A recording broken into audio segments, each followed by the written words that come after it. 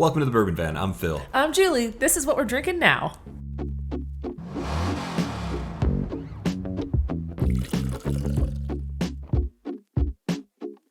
Well, this is a series that we do occasionally. Yeah, we're supposed to do it like 4 times a year, and we don't. We miss it sometimes. This year, it's going to be a little different, though, because so many of you have asked us, when you guys are in the van, what do you bring with you? Mm-hmm. And so we will be doing occasional videos while we're on the road showing you what the bottles are that we've brought along for that particular trip, because it definitely changes from time to time based on who we're with, what we're doing, how much we want to have, and how long we're in the van. Exactly. Yeah. So this one, though, we're going to talk about some of the bottles that we've been enjoying, and this is a bit of a bottle kill edition. Yeah, we've been trying to make room for some 2023 bottles, so we're trying to keep our collection to a reasonable amount. Yeah. And well, we run out of space. We have a small space here. Yeah. And this is it's about 75% of the house. So totally we're trying to clean it up a little bit. We're just going to tell you about some of the bottles that we've been enjoying recently. And why don't you kick us off? And mine actually is a bottle kill, but we have a fresh batch here. So it is the Chattanooga 111. She doesn't do great in blinds, we've realized, but I love it. It's just so delicious. It is, yeah. It's a unique enough bourbon, and that's a Tennessee straight bourbon at cask strength, 111 proof, and about $42 we paid for it, 2 years aged. Those are facts that we know about it. But what we really know about it is that we love the flavor. It's just so unique. It just doesn't perform in blind tastings, but you know where it does shine. Where's that? In my glass by itself. Right. There is some consensus that by doing blinds, that's the best way to determine what your palate likes. I agree with that to an extent, but there is something to just enjoying a whiskey, even if it doesn't perform in blinds, and that's definitely true of this Chattanooga 111. What do you got up first? Well, you don't like this one, which is why I started working on it. This is actually an Irish whiskey that I started enjoying a ton in the month of March, of course. And this is Teeling Whiskey Explorer Series. We got it at Heathrow Airport. It is a duty-free exclusive. It's 12 years aged and then finished in Brazilian Amburana. I love this one. It tastes like apple slices from the Midwest with vanilla frosting and the crust and the cinnamon and the spices. The spices are a little overwhelming for Julie.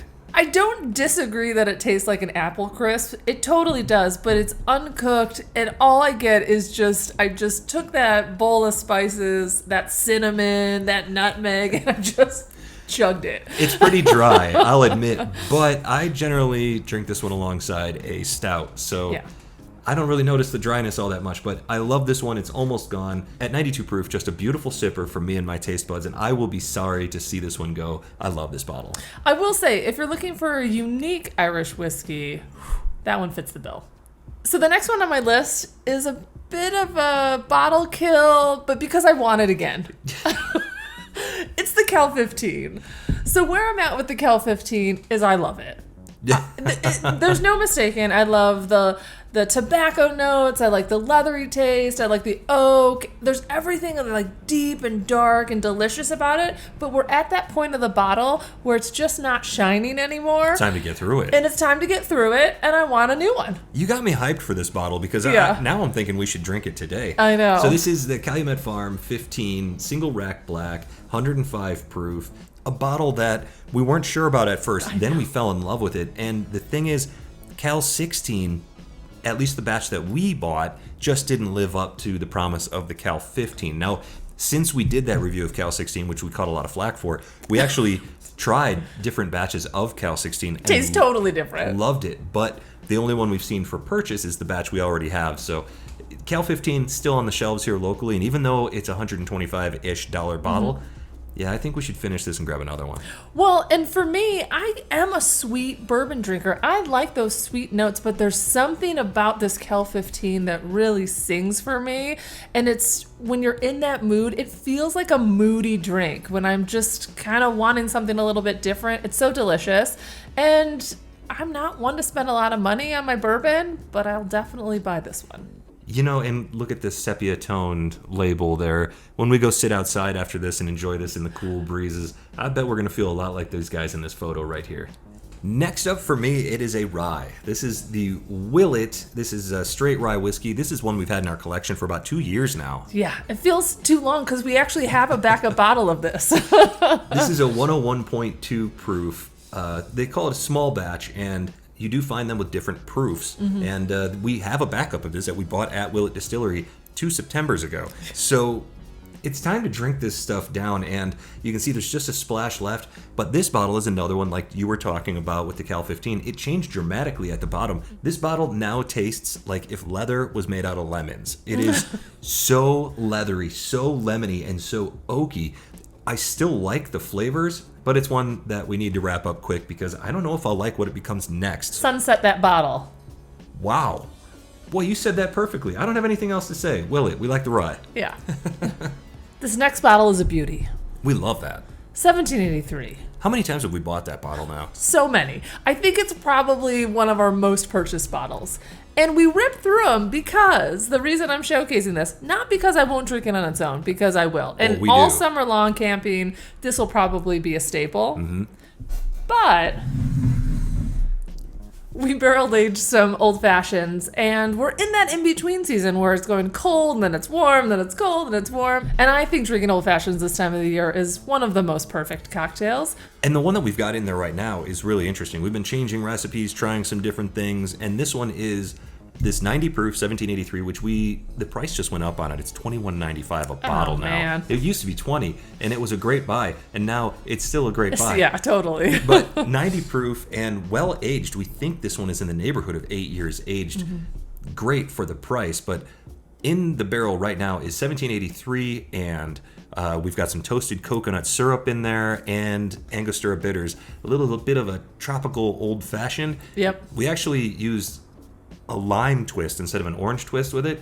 I like experimenting with these different old fashions. We've tried different bourbons throughout the winter, and I just think 1783 is perfect for this. Not only at the price point, so you don't feel bad about dumping a whole bottle into a barrel, right, but it also is just a perfect mixer for the flavors we're trying to get out. But I stand behind the fact that 1783 will be a staple all on its own this summer. Yeah. But for what we're drinking now, she's in the old-fashioned. And I noticed that that's almost empty, so once again, we're talking bottle kills.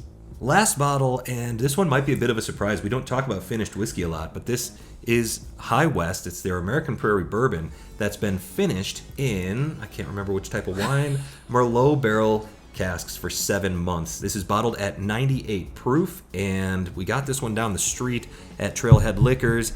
We got this for $50. The price on these just went up $20. I don't like that. No, that's crazy. Because at $50, I think this is actually a really good value. It's good whiskey. It's almost a steal. Yeah, absolutely. And at $70, it's a definitely try it before you buy it if you can, to make sure you like it. I will say, though, this bottle has been the perfect accompaniment to my online hangouts with my buddies when we're playing Dungeons and Dragons. They invited me to play about 1.5 years ago. I still have absolutely no idea what I'm doing, but it's a good excuse to hang out with my friends and drink some whiskey, and it's low enough proof, high enough flavor that I'm very satisfied with this bottle. We don't drink a ton of High West stuff, but I really enjoyed this bottle. There's something about the finished High West that really hit our palates.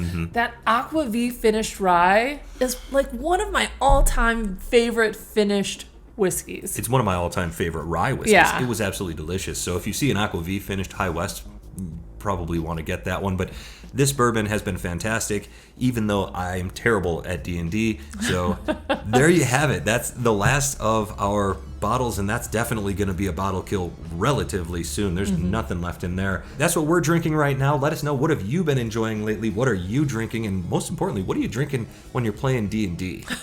Or not. Or not. From wherever we are. To wherever you are. Cheers. Cheers.